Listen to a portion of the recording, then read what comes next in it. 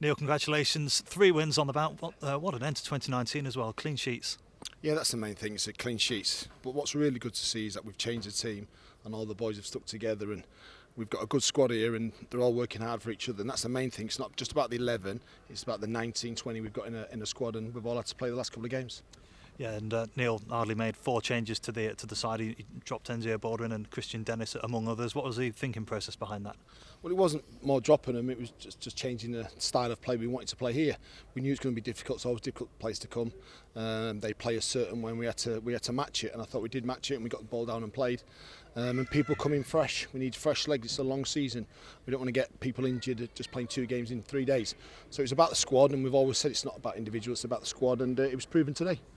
And yeah, like you say, there it was more about squad rotation, I'm guessing, but it certainly paid off when Enzio and Sam Osborne did come on, and they got the goal in the end thanks to Wes Thomas, and he took it quite well, didn't he? Yeah, we changed the way we played. We went to a 4 as we was playing the 3. We took Tom Crawford on and played more attacking. We thought we'd get down the sides a little bit more after they made their changes, and that's how it works. Enzio gets a bit of hard work down the side and a great ball in. Wes is there to tap it in, which is always good. And then the defending at the end and the desire to keep the ball out of the net from not just the defenders but the midfield players and the forwards was excellent. And then again, Sam comes and makes an absolute world-class save at the end, which is good for everybody.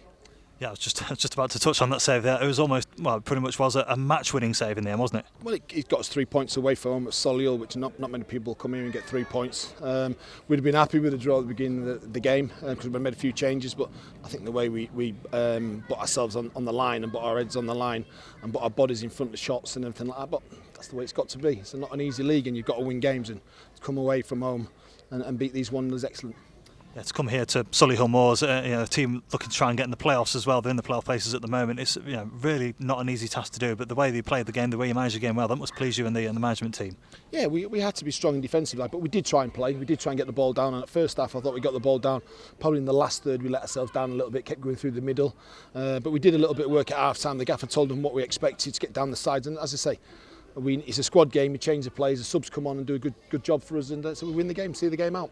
And 3 wins on the bounce, but this one feels like the most significant because it's the toughest place to come, and it was one of those more difficult games where we saw a different side to Notts today. This is the side that we want to see. We want to be flair. We want to be open. We want to pass the ball down.